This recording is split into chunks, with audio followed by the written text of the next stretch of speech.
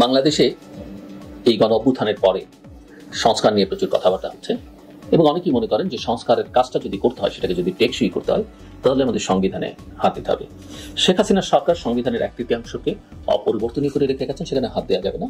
কেউ কোনোদিন অনির্বাচিত ক্ষমতায় আসতে পারবেন না। আমরা দেখলাম সেটা হয়েছে ছাত্র জনতার গণ অভ্যুত্থানের প্রেক্ষিতে এবং জন আকাঙ্ক্ষার প্রেক্ষিতে। এখন সংবিধান নিয়ে যখন কথা হচ্ছে, অনেকেই আলোচনা করছেন যে সংবিধান কি সংস্কার হবে, অ্যামেন্ডমেন্ট হবে নাকি পুনর্লিখন হবে। অ্যামেন্ডমেন্ট হলে পার্লামেন্ট লাগবে, পার্লামেন্টের রাজনৈতিক দল যে ক্ষমতায় যাবে তার 2/3 মেজরিটি থাকলে সে করবে। অনেক ক্ষেত্রে রাজনৈতিক দলগুলো ক্ষমতার বাইরে থেকে যে অঙ্গীকার করে, ক্ষমতায় গিয়ে সেটা প্রতিপালন করে না। এটা একটা সংকট, বাংলাদেশের রাজনৈতিক সংস্কৃতির সংকট। তাহলে কি হতে পারে? এটা কি পুনর্লিখন করা দরকার?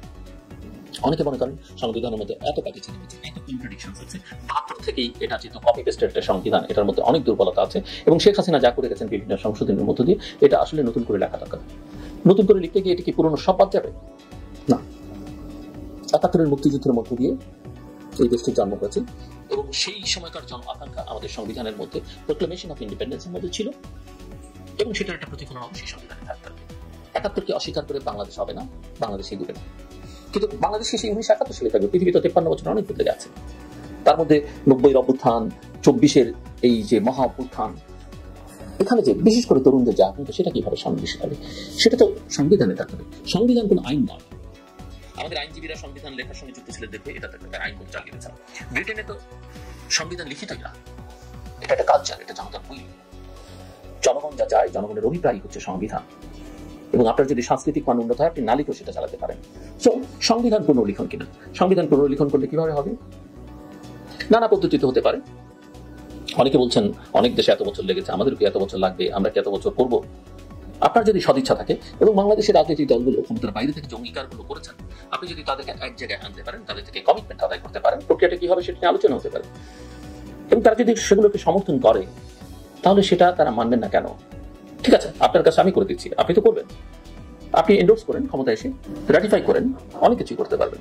আমি মনে করি না এগুলো খুব বিতর্ক, এগুলো খুব অস্বাভাবিক। আলোচনাটা শুরু হয়েছে আমি যে সংগঠনের সঙ্গে যুক্ত থিঙ্ক ট্যাঙ্ক বা বেসরকারি গবেষণা প্রতিষ্ঠান সেন্টার ফর গভর্নেন্স স্টাডিজের একটা আলোচনার মধ্য থেকে আমরা যেহেতু সংস্কারের কথা হচ্ছে, বাংলাদেশে কি কি ধরনের সংস্কার থাকে, অন্তর্বর্তীকালীন সরকার, সেই সরকারের সময় কি কি ধরনের সংস্কার, সেগুলো নিয়ে আমরা জনগণের সঙ্গে, এক্সপার্টদের সঙ্গে এবং পরবর্তী পর্যায়ে রাজনীতিবিদদের সঙ্গে কথা বলতে চাই।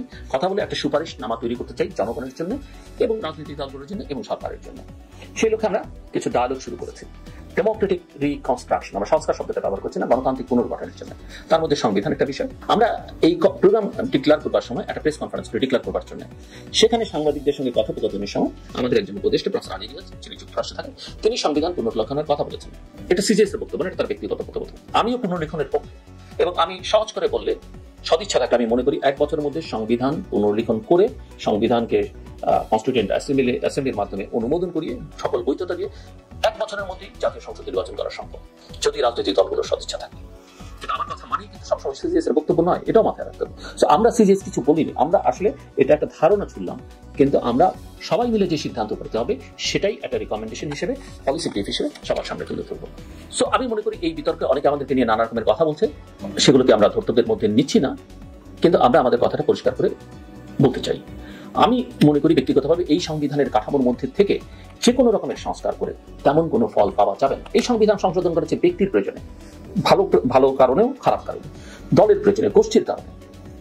কেননা এই যে শেখ হাসিনা যে স্বৈরাচারী হয়ে উঠলেন, এটা কিন্তু এই সংবিধান তাকে সুযোগ দিয়েছে। তারা কিন্তু সংবিধান দেখিয়ে এই কাজটি করেছেন। বলছেন সংবিধানের বাইরে যাওয়া যাবে না, কেননা এই সংবিধানের কাঠামোই ফ্যাসিবাদের সহায়ক হচ্ছে।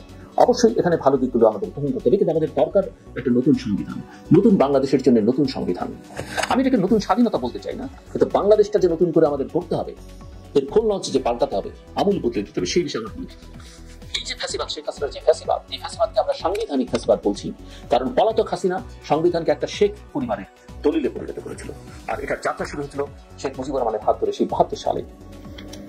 ফলে এই গণ অভ্যুত্থানের পরে সবচেয়ে জরুরি হলো জনগণের অভিপ্রায়কে ধারণ করতে পারে এমন একটা সংবিধান, যেটা আমাদের প্রয়োজন। সংবিধান মানে আইনি কোনো কিতাব, আমি আগেও বলেছি, শুরুতেই বলেছি, সংবিধান বলতে আমরা অনেক সময় জটিল আইনের বিধান বুঝি, কিন্তু এটা হতে হবে জনগণের রাজনৈতিক স্বাধীনতার আকাঙ্ক্ষার আলোকে প্রণীত একটা জাতীয় ঐক্যের ভিত্তি পুস্তক, ভিত্তি বই। সংবিধান কোনো এক্সপার্টের বিষয় নেই, সংবিধান কোনো আইনজীবীর বিষয় নয়। সংবিধান এমন একটা দলিল যেটা সাধারণ জনগণও বুঝবে। সে হয়তো লিখতে পারবে না, সে হয়তো পড়তে পারবে না, ব্যাখ্যা করতে পারবে না, কিন্তু সে অন্তত বুঝবে। আর ব্যাখ্যা করবার জন্য একটা আদালত রয়েছে। প্রতিনিধিদের দায়িত্ব, আদালত সেটার ব্যাখ্যা দেবে মাত্র। জনগণের যে কমন ইচ্ছা বা স্পিরিটের বহিঃপ্রকাশ করতে এমন একটা সংবিধান আমাদের দরকার।